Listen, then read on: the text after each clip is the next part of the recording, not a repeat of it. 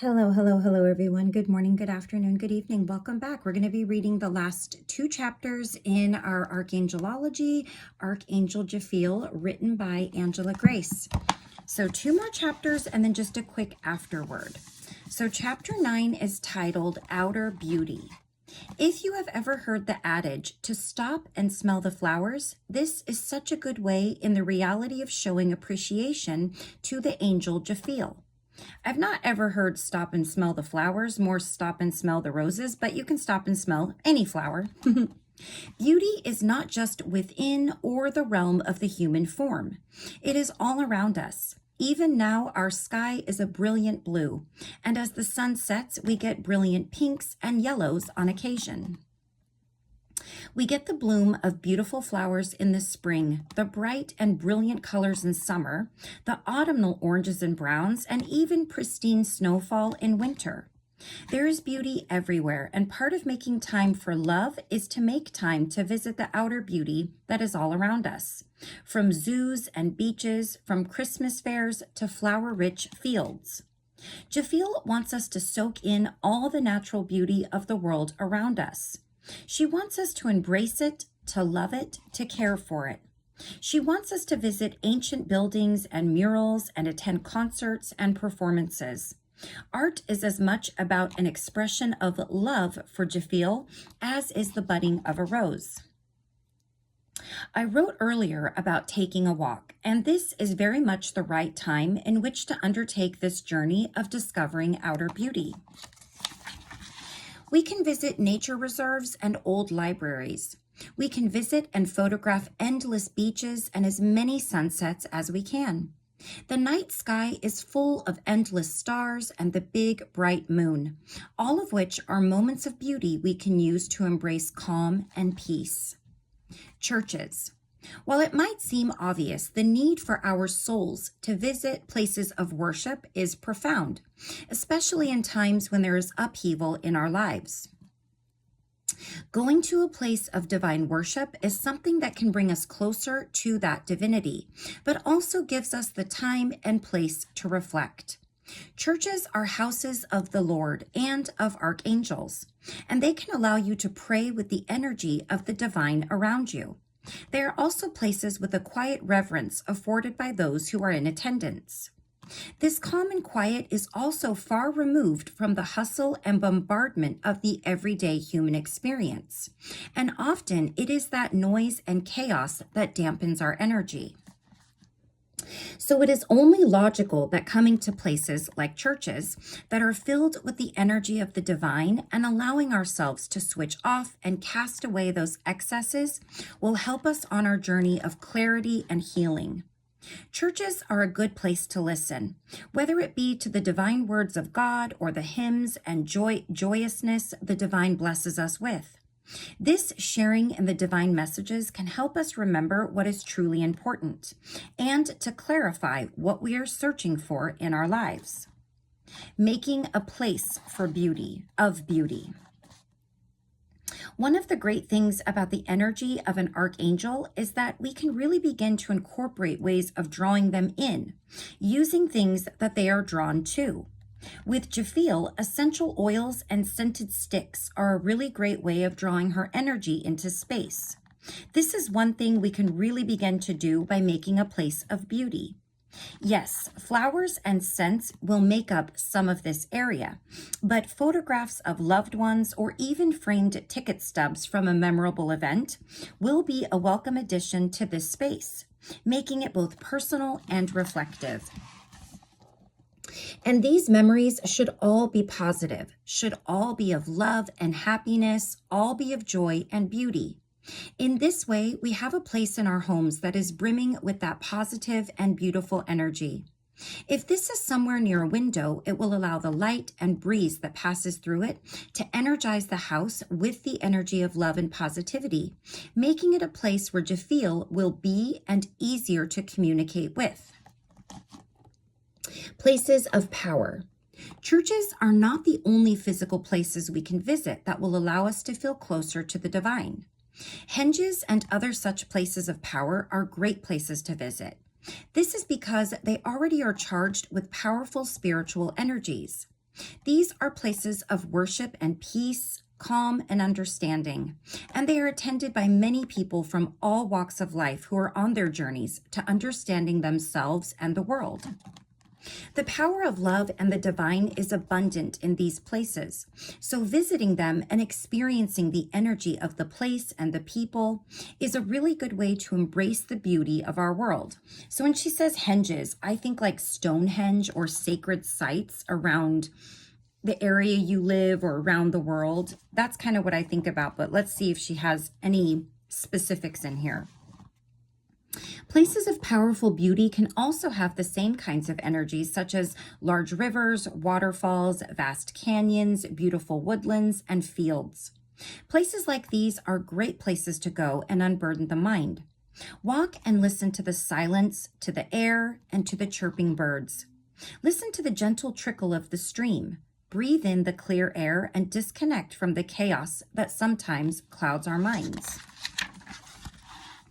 And chapter 10, Time with Jophiel. Part of our journey in life is to find time to spend in the presence and light of the archangels. We have come to know those feelings of beauty, and being surrounded by beauty are signs that Jophiel is near to us. But what can we do when we want to invite Jophiel to spend time with us beyond these messages? Or to ask in a broader way, how do we spend more time with Jophiel? This is actually a simple question because in many ways we have already answered it. In many ways we have discussed drawing her near and listening to her. Meditation, love of self, love of others, and visits to divine and healing places make our world such a beautiful and wondrous place. In doing these things, we are calling to her. In the moments of joy and bliss we feel in these experiences, we are feeling her presence, and we can conjure and call on her by embracing these experiences. We can draw her to our hearts by visiting an art gallery, by painting, by carving, by drawing, by writing, or by singing. In all of these small artistic moments, she is with us. She is by our sides. We can feel her love by loving ourselves, by embracing the things we love, and by doing the things that make us feel joy and completeness. This is because these are the elements of our emotional spectrum that she is tuned to. These are the feelings and sensations we can use to communicate with her both directly and indirectly. Understanding the messages. We will begin to see flashes of yellow and pink and smell roses and sandalwood when she is nearby. But there is so much more than that. Now that we are seeing and experiencing these divine messages, we need to understand what they mean. The messages could be leading you to a new career, a new relationship, or a new form of art to pursue, but they will always be there. I cannot tell you what your messages mean. All of the messages we get are so different, but that is okay. Jophiel is a patient and gentle archangel who will always be gently reassuring you in her messages. You'll come to realize the meaning when it is the right time to do so. Jophiel knows this, and she would not put any pressure on you and would not want you to stress. Then when you realize the message's meaning, you will be able to embrace that lesson, that new relationship with open arms, thanks to the divine messages and assurances we are receiving. One of the most interesting things to keep in mind is that messages of love and beauty may be around us all the time, but it is for us to understand what this message is telling us. Divine clarity will only ever come when the time is right and when we are ready to accept the message. Our minds and hearts must be open to Jophiel's messages all the time. Otherwise, we could be missing important messages in our everyday where we least expect them. Paying it forward. I discussed volunteering at a pet shelter earlier, but I wanted to return to that idea here and to expand on it. Homeless shelters and charity organizations need our help, and dedicating even a little time to these places can help not just us on a personal, but also a spiritual level. By paying our blessings forward, we will be helping those who need our help, who need our compassion. This could be by serving food in a shelter during cold winter months or hosting a games night for the disenfranchised. We can do so much to help heal those around us, which in turn can help us to feel more complete, more loved. And that can also be very healing for us as well. We could help run community events, ones with a theme of repairing the old, beautifying it, or creating something entirely new, allowing others to engage their creative souls and allowing us to embrace ours. And in moments like these, Jophiel will be there with us, showing us how much our efforts mean to her and showering us in her love. Time for prayer. When it is time to pray, be it before bed or first thing in the morning, one of the core things to include is that you are welcoming Jophiel into your life.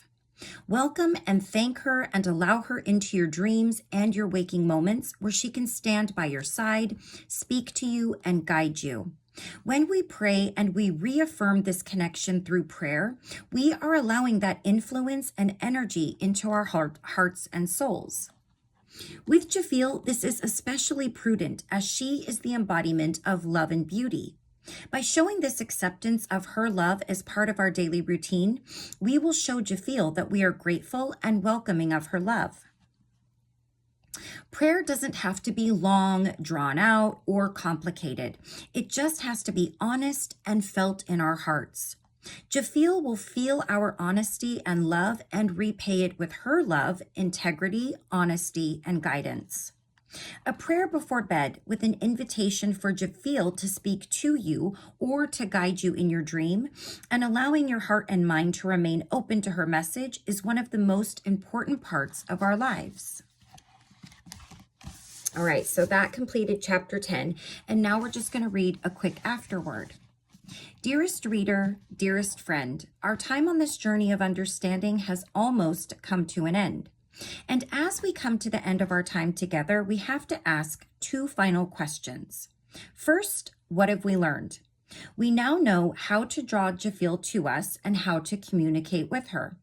We know that she holds influence over our dreams and that through meditation and lucid dreaming, we can summon and converse with her. We know that her presence is felt in places of power and in moments of beauty. We know that she sends us messages through this beauty, and we know we can see her influence in beauty.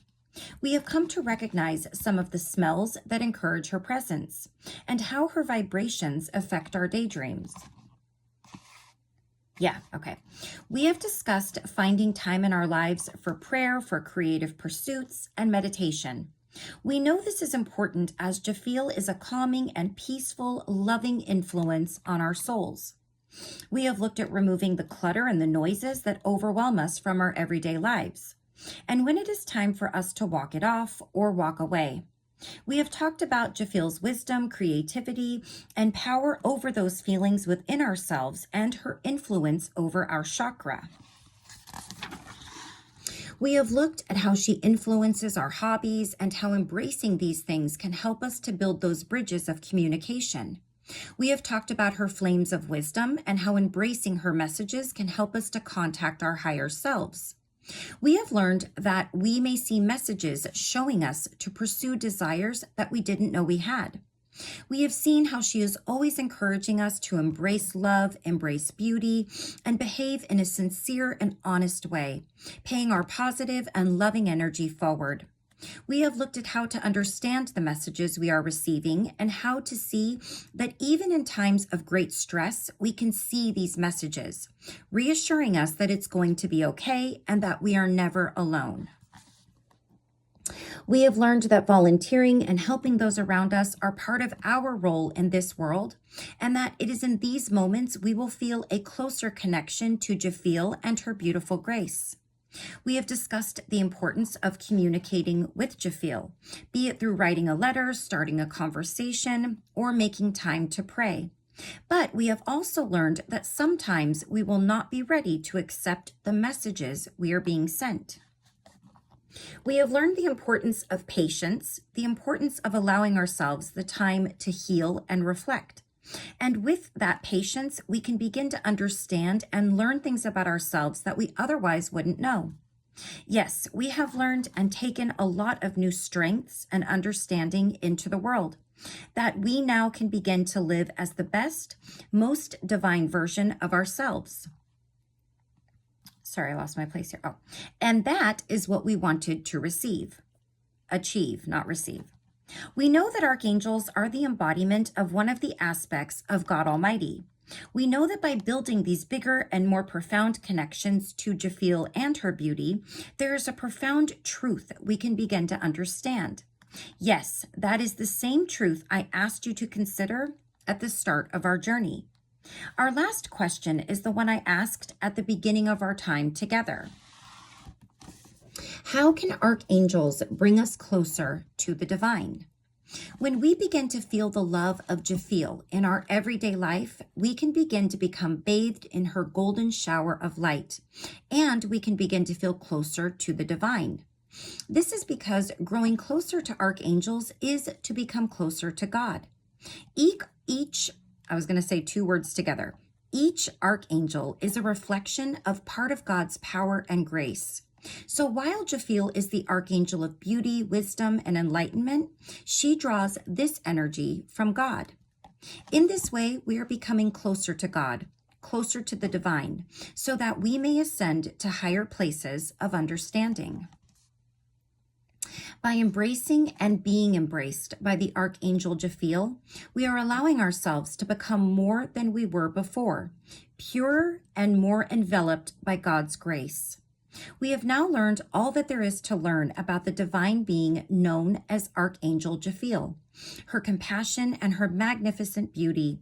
Surely as her hand is on my shoulder now, she gently is encouraging me to embrace my love and beauty.